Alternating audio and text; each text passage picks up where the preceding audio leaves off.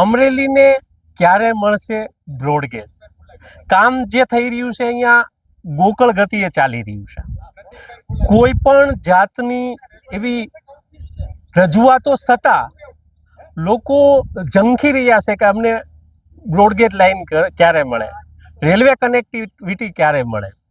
પણ અહીંયા જે કામ ચાલી રહ્યું છે એ એકદમ ધીમી ગતિએ ચાલી રહ્યું છે.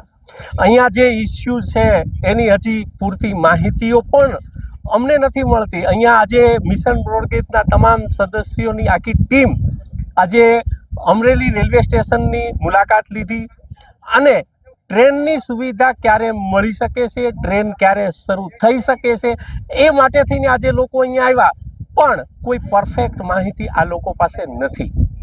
મીટર ગેજ માટે પૂછવામાં આવ્યું તો પણ એવા ઉડાવ જવાબ, અમુક જે મંદિરોની જે સમસ્યાઓ છે એ સમસ્યાઓ દૂર કરશે કોણ? તમારે મીટર ગેજ સુવિધા અમરેલીને આપવાની છે તો એ તમારા કાર્યક્ષેત્રની અંદર એના માટે કેવા નિર્ણયો લેવા, શું કરવું, આ બધું તમારા હાથની વાત છે. તંત્રએ જેટલું ઝડપથી આ ઉપર કામ કરવું જોઈએ એવું કામ થઈ નથી રહ્યું. અને આજે પણ અમરેલીની જનતા મીટર ગેજ ટ્રેન ગુમાવી ચૂકી છે. એ શરૂ હતી એ પણ બંધ થઈ ગઈ.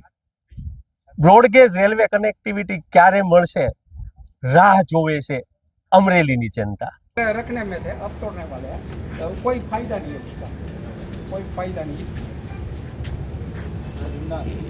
आपको क्या लगता है, रखनी चाहिए धीरे धीरे?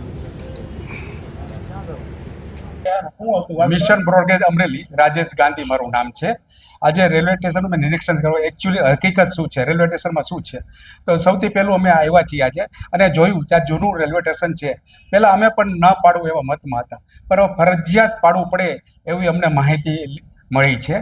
એ પ્લેટફોર્મ આપ જોઈ શકો છો, એકદમ ઊંચું છે પ્લેટફોર્મ અને લાંબી હાઇટ અને રહેતું નથી.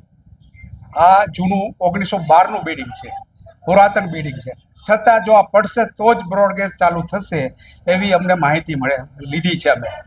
તે જે ફૂટ ટ્રેકથી 6.8 મીટર દૂર કોઈ બિલ્ડિંગ ન હોવું જોઈએ એવું અમને માહિતી લીધી છે.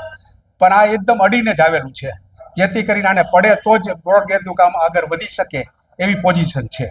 કામગીરી ઈશ્વરિયા અને માથિયારા વચ્ચે અટકેલી છે. ફાટક નંબર 16ની જમીન સંપાદનની કામગીરી માટે અટકેલી છે એવું જાણવા મને મળેલ છે. અને આજે તમે લોકો રેલવે સ્ટેશન મુલાકાત લીધી તો એમાં શું શું જોયું અને કેવી કામગીરી થઈ છે ને શું બાકી છે? અમે પરીક્ષણ પૂરેપૂરું કરી રહ્યા છીએ. ઘણું બધું કામ હજી બાકી છે. એક અંડરબ્રિજ પણ બની રહ્યો છે, એનું પણ કામ બાકી છે. જે આ સ્ટેશન પડે તો જ એ બ્રિજનું કામ પૂરું થઈ શકે એવું અમને માહિતી મળી છે.